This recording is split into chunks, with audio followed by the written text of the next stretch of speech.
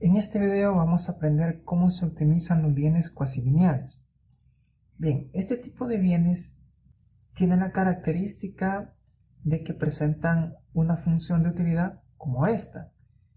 Pues bien, U va a estar en función de f de x sub 1, el bien 1, más el bien x sub 2, y cada uno va a estar multiplicado por un parámetro. En el caso del bien x sub 1 por el parámetro a, en el caso del bien x sub 2 por el parámetro b. Pero bien, esta notación nos está diciendo de que x sub 1 es no lineal. Entonces aquí tenemos que el bien x sub 1 es no lineal, mientras que el bien x sub 2, en este caso, es lineal. Bien, entonces de ahí el nombre de esta función, de funciones cuasilineales. Bien, en este caso, en que el bien x sub 1 es no lineal, tendrá la característica que la demanda de este bien no depende de la renta monetaria. Bien, vamos a optimizar un ejemplo para entenderlo mejor, pero antes, ejemplos de este tipo de funciones vendrían siendo que u sea igual a 2 por logaritmo natural de x sub 1 más x sub 2. Otra, por ejemplo, podría ser de que u sea igual a la raíz cuadrada de x sub 1 más x sub 2. Pues bien, en este caso, el que es no lineal es el bien x sub 1, mientras que el bien lineal es x sub 2. Bien, veamos un ejemplo de optimización. Entonces ahora, optimicemos esta, por ejemplo. Vamos a optimizar cuando u es igual a 2 logaritmo natural de x sub 1 más x sub 2. Supongamos unos precios. Supongamos que el precio del bien 1 es igual que 5, que el precio del bien 2 es igual que 10 y que la renta monetaria del consumidor es igual a 100. Pues bien, para optimizar este tipo de funciones tenemos que plantear la condición de la tangencia. ¿Cuál es esta? Bueno, la condición de la tangencia es que la relación marginal de sustitución sea igual al coste de oportunidad.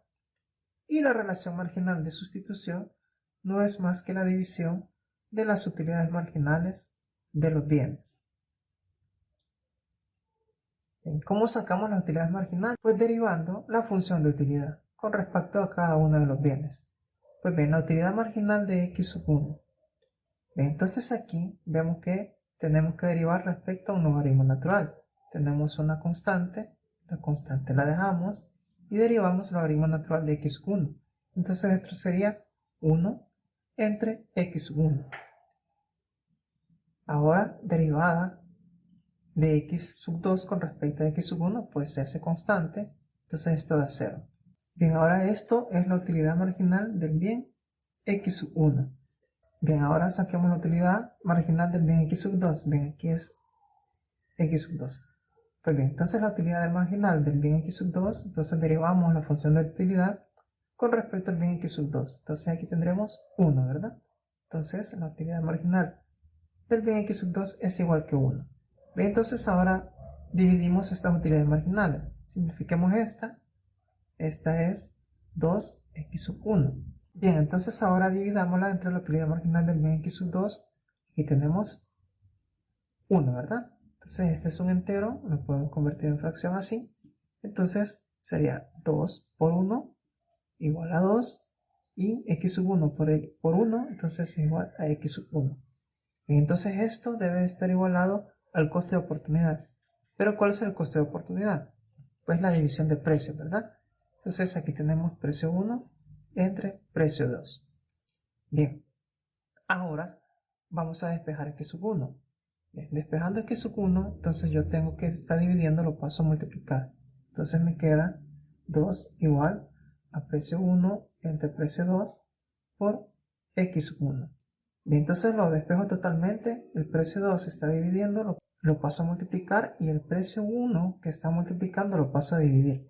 Por lo tanto, x sub 1 es igual a 2 precio sub 2 entre precio sub 1. Pues bien, entonces ya tenemos la función de demanda del bien x sub 1. Ahora encontremos la función de demanda del bien x sub 2. Bien, para ello tenemos que formar nuestra restricción presupuestaria. Formémosla de manera general. Precio 1 por x sub 1 más el precio 2 por x sub 2 es igual a la renta monetaria. Bien, ahora sustituimos la función de demanda que hemos encontrado para el bien x sub 1. Entonces nos quedaría precio sub 1 por x sub 1, pero x sub 1 vale esto. Entonces tenemos 2 precio sub 2 entre precio sub 1. Esto está sumado con precio sub 2 por x sub 2 igual a m. Bien, entonces aquí podríamos simplificar. Entonces aquí tendríamos 2 precio sub 2 más precio sub 2 por x sub 2. Esto es igual a m, ¿verdad? Bien, entonces nuestro objetivo es despejar x sub 2. Entonces este término, teniendo un signo positivo, pasa al lado derecho con signo negativo.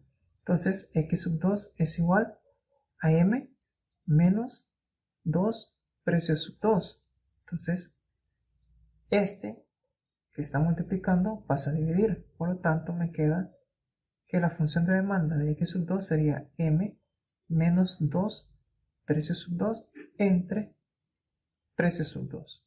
Bien, lo podríamos dejar así o simplificar aún más. ¿Cómo podemos simplificarlo más? Entonces esto está dividiendo cada uno de los términos.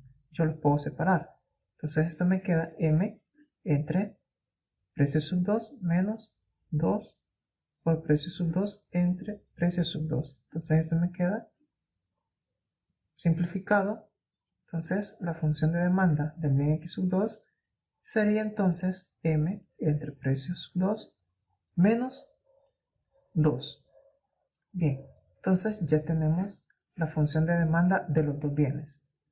Ahora bien, observamos lo que habíamos dicho al inicio, que la demanda del bien x sub 1 no va a depender de la renta monetaria. Y si observamos la función de demanda que hemos encontrado, no nos aparece m, ¿verdad? Mientras que en el bien x sub 2 sí. Bien, entonces veamos cómo nos queda esto gráficamente. Bien, para graficarlo encontremos las cantidades óptimas para este consumidor, sustituyendo los valores que nos dan en el ejercicio. Entonces nos dan precio sub 1, precio sub 2 y m. Bien, entonces para x sub 1 nos va a quedar que las cantidades óptimas para este consumidor sería 2 por precio sub 2, que vale 10, entre precio sub 1, que vale 5, ¿verdad? Entonces esto sería 2 por 10, 20, entre 5 sería igual que 4, ¿verdad? Bien, entonces ahora con el bien x sub 2. Bien, con el bien x sub 2 nos quedaría que m vale 100, precio sub 2 habíamos dicho que vale 10 y pues menos 2. Entonces aquí un 0 nos queda 10 menos 2, entonces esto es igual que 8.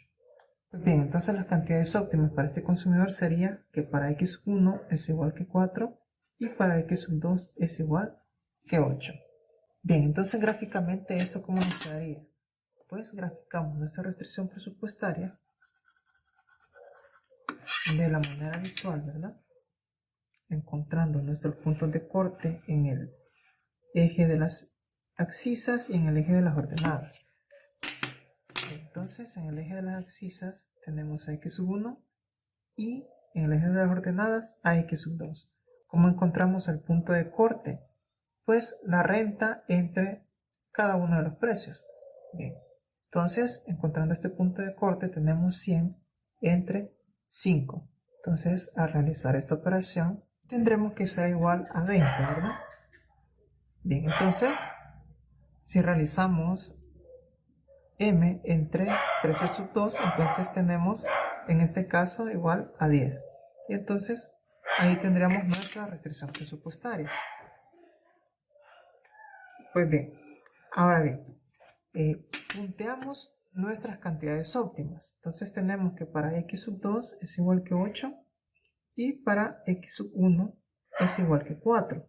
Entonces aquí tenemos 4 y aquí tenemos 8. Bien, entonces trazamos nuestra curva de indiferencia de esta manera. Pues bien, Entonces aquí podemos ver una de las características que tiene este tipo de funciones, las funciones cuasilineales. Veamos, este 4 lo hemos sacado con nuestra función de demanda del bien x1. Observamos que no depende de la renta monetaria, es decir, variaciones en la renta monetaria no me van a modificar este 4 que nosotros hemos encontrado. Pues bien, supongamos de que ahora la renta no es de 100. Entonces, ahora supongamos que la renta ha tenido un incremento y llega a valer 200. Pues bien, entonces, como x1 no depende de la renta monetaria, entonces este consumidor siempre va a seguir demandando 4 unidades del bien x1. Pero ¿qué pasa si nosotros nos vamos al bien x2? Entonces en x2 sí depende de la renta monetaria, ¿verdad? Entonces, ¿qué pasaría si nosotros encontramos este valor? Pues bien, entonces aquí tendríamos 200 entre 10 menos 8. Bien, entonces nos quedaría 20 menos 2 es igual a 18. Bien, entonces veamos lo que pasa. Digamos que este punto está por aquí. Entonces tendríamos un nuevo punto de equilibrio, pero x1 no se modifica. Pues bien, sabemos que este punto debería de ser tangente a una restricción presupuestaria, pero no lo vamos a hacer porque lo que me interesa en este momento es que se vea una de las características de estas curvas de indiferencia. Si nosotros observamos este punto no es más que una traslación de forma vertical. Bien, esto es precisamente una de las características que tiene este tipo de preferencias. Entonces, la característica específica de esto es que las curvas de indiferencia no son más que un desplazamiento vertical de otra curva de indiferencia. Y pues para que nos quede más claro, ahora supongamos otro aumento de la renta monetaria. Digamos de que ahora la renta monetaria vale 300. Entonces, x1 no se modifica la demanda, pero sí se modifica la demanda de x2. Entonces tenemos 300 entre 10 menos 2, ¿verdad? Entonces aquí tendríamos 30 menos 2 igual a 28. Bien, entonces digamos que esté por aquí. Entonces aquí tendríamos otro punto de equilibrio donde debería de pasar también otra restricción presupuestaria, pero solo para que se vea el desplazamiento vertical de estas curvas de indiferencia, ¿verdad? Y pues entonces así tendríamos comprobado por qué se dice que las curvas de indiferencia de este tipo de preferencias son un desplazamiento vertical de otra curva de indiferencia.